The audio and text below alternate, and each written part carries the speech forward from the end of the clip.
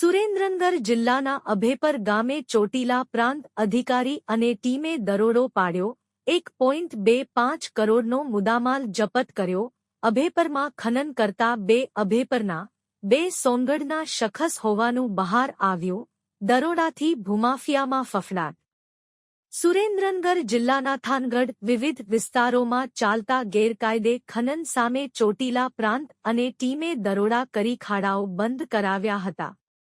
ત્યારે આ ખાડા ફરી ચાલુ ન થાય તે માટે કાર્યવાહી ફરી હાથ ધરવામાં આવી છે, જેમાં અભેપર ગામે તળાવમાં ચાલતા સફેદ માટીના ખનન પર દરોડા કરી ₹1.25 કરોડના મુદ્દામાલ સાથે ઝડપી પડાયા હતા।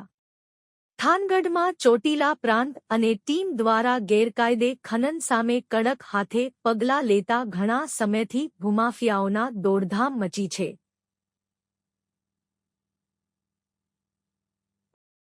ત્યારે જામવાડી ખાખરાળી સહિતના વિસ્તારોમાં ખનન બંધ કરાવી ત્યાં ફરી શરૂ ન થાય તે માટે દિવસ રાત દરોડા કરાઈ રહ્યા છે।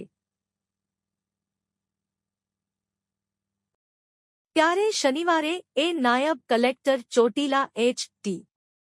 મકવાણા તેમજ મામલતદાર થાનગઢની સંયુક્ત ટીમ દ્વારા થાનગઢના અભેપર ગામના તળાવ તરીકે સુરેન્દ્રનગર રિપોર્ટર મહેશભાઈ ઉતેરિયા દ્વારા શું કહેશો સરજી?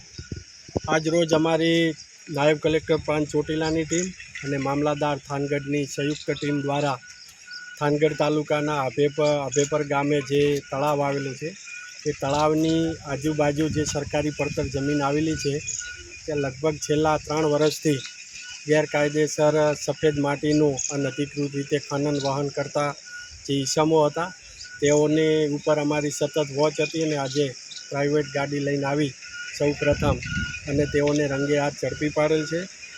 આ ખનનની અંદર જે સંકળાયેલા છે તેમાં ગુગાભાઈ મોહનભાઈ સોલંકી, ગોપાલભાઈ ગુગાભાઈ સોલંકી જેજરિયા બંને રહે અભેપર, તેમજ ગોબરભાઈ વાઘાભાઈ કોળી રહે સોનગઢ તાલુકો થાનગઢ અને મહેશભાઈ ખમાભાઈ કોળી રહે અમરાપર તાલુકો થાનગઢ।